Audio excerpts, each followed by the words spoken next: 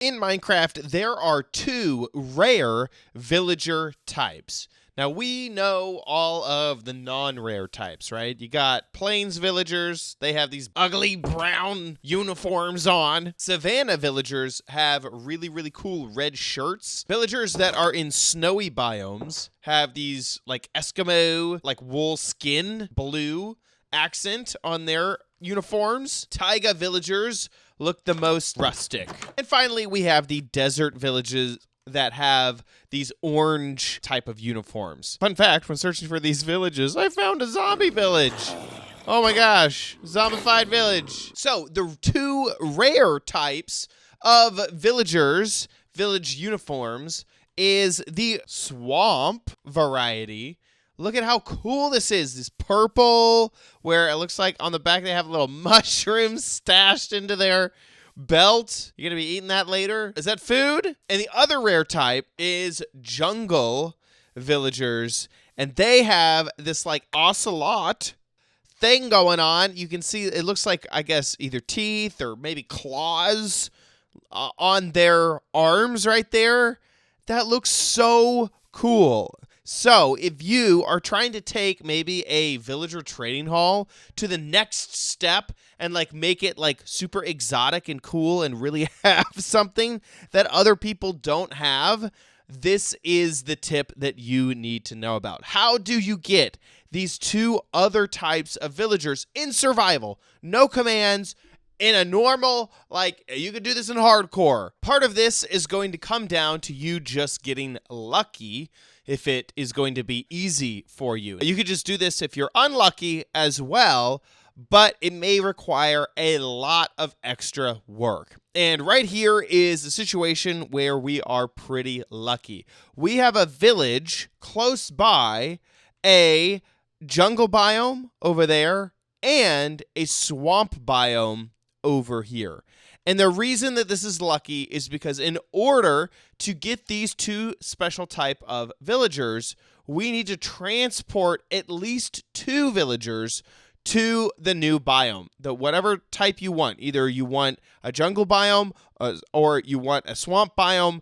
That is what you're going to have to do. You're going to have to move your villagers over to those biomes. So I'm going to go ahead and set up a little area. We have our villagers that I just spawned in creative mode right here. I'm going to set up an area in between the two biomes. That will be my little like spawning area. I went ahead and cleared away a big area for me to build in. And one thing that I like is that you can easily tell the difference between the two biomes because of the grass here on the floor. And if I want that to be even more obvious, I can go into video settings and change biome blend to off, to nothing.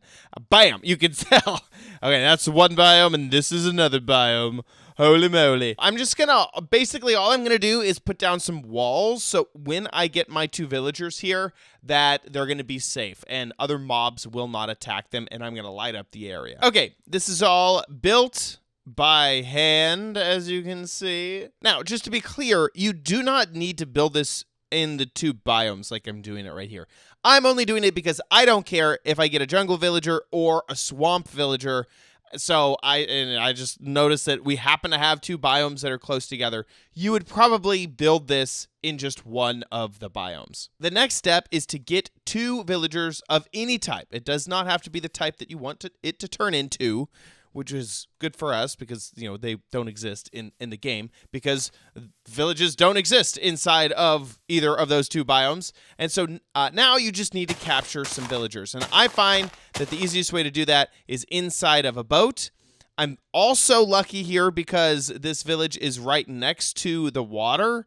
And I just want to make sure, am I headed the right direction? Yeah, okay, that my stuff is over there. So all I need to do is get this villager that's in this boat over to the water, and then I'll be good to go because I can just take that water over to my biome. Zipping along here. I just got really lucky with all of this. Obviously, here is my build. So we will take this villager and leave him here. And if you're doing this in survival, I would try to do this during the day because obviously you're going to leave your villager there. But we are going to use the night to our advantage in a second. So I would make sure to like have a bed with you so that you can set the time today so that nothing attacks your villager in a boat, because it's going to be easiest for you to keep that villager inside of the boat until you turn it to night, until you wait for it to be night. And yes, I am in creative mode. And yes, I'm still I'm acting like I'm in survival mode. I don't even understand myself. Could have just used spawn eggs. Literally, there is a villager there from before, just still chilling. He's just like, this is just a great place to be. So we got both of our villagers from the other village here, and I'm going to politely ask these other villagers to leave. Make sure that you have these ingredients with you. 2 beds, just any type of bed. Just make sure that you have 2 of them for both of your villagers. And the reason is because they will now try to link to these new beds, and instead of trying to get them out of the boat and having them run off in a crazy direction, they will immediately try to head to the bed. So it is midnight here. The beds are kind of far away over there, but hopefully once we knock them out of the boats, instead of wandering into the jungle, which it looks like they're doing, they will head to bed, like over here. Here, let's put them a little closer so they link up with the beds. Hello? Excuse me, Mr. and Mrs. Villagers. Y'all don't want to go that way. That's dangerous, okay? Let's move it the other direction. Excuse you. There are bad things in the forest. Excuse you. Move back over to the other beds. You think you can get back to your village? Is that what you think? Is that what's going on here? Trying this one more time, and I would use either blocks or some type of, simple thing like this fence here, just to make sure that your villagers don't immediately book it for the nearby jungle. And this can all be temporary that you pull down. Okay, so now that we have them blocked off just a bit, we can punch them out of their boats, and hopefully they will head directly to bed. So there we go. We got one guy sleeping, and we got another one sleeping. Once they're asleep and in the proper location, now you can block them inside of here so that they will not escape. And do you remember what I said earlier? I said I was going to light this place up, and guess what I did not do? I didn't light the place up. There ain't no light anywhere. Holy moly. Anything could spawn in here. This is bad. Bad design. By the time day rolls around, everything will be good. So now what we need to get these guys to do is breed. And when they have babies in a new biome, that baby will be just like the biome it was born in. So if they are born in the jungle biome, they'll have that really cool jungle look. And if they're in the swamp biome, they'll have the swamp look. How do we get these guys to breed? Well, first off, they need to have plenty of beds. There needs to be an empty bed, because when a villager is bred up, it will assign itself to a bed. And so if all of the beds have been assigned, no babies will be made. The next thing that you need is for them to be full on food. So make sure that you have some type of food that villagers will eat. That could be carrots, that could be bread, that could be potatoes. I like carrots because you can stick a villager in here that is a gardener or a farmer, and they will throw any of the food that is grown at the other villagers to breed up. But with potatoes, you get poisonous potatoes. With the bread and stuff, you get extra seeds and all sorts of stuff. So I like carrots just because it's simple. You can't accidentally have poisonous carrots or anything like that. And so it makes it just a single crop for you to rely on. Now, he's throwing some carrots over there. They're throwing carrots back and forth. They're having a good time. And then they will make a baby villager. Okay, I'll admit it. I was a little confused. The first baby that these villagers had together was a normal baby. I was like, wait, what? This is not supposed to how this works. What? But the second baby they had, it turned out to be the correct baby. This is a villager baby for the jungle.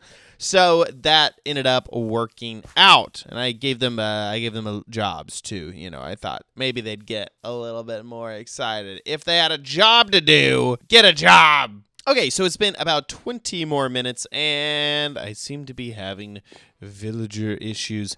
I have so far 2 of the jungle villagers that I want, but a ton of normal villagers, and I want more jungle villagers or you know, swamp villagers, that sort of thing. So it looks like there's a chance that they will either be what the parents are or the biome that they are currently in. So it's like almost like 50-50 of either being like the parents or being the biome that they're spawning in as. But what you can do is over time murder the villagers that you don't like. So now we have, you know, 2 jungle villagers here. So once the baby grows up, I could murder all the other villagers. And then, you know, currently I'm not worried that much about trading with them or anything like that. So I could just like kill them in front of the other villagers. It wouldn't matter. And then they would spawn in more of that type of villager. Now, this tutorial really isn't some insane build. It's not something crazy. I haven't really even gone step by step on, you know, how to do everything, because it's very, very basic. But all you have to do is get some villagers from a nearby village, bring it over to the biome type that you want, and get them to breed. And the only factors you need to worry about with breeding is that they have enough food and enough beds, and that they won't die to things in the area, to hostile mobs. Those are the only factors you have to worry about. So however you build that situation, it will work out for you. And then, you know, obviously, as we've seen, we're getting some of the original type of villager that we brought in and some of the biome that we are set up in. Thanks so much for watching this episode of OMG Craft. I hope you liked it. Please subscribe for future videos. That really helps me out. Please like the video. I really, really appreciate that. And I hope to see you guys in the next one. Bye.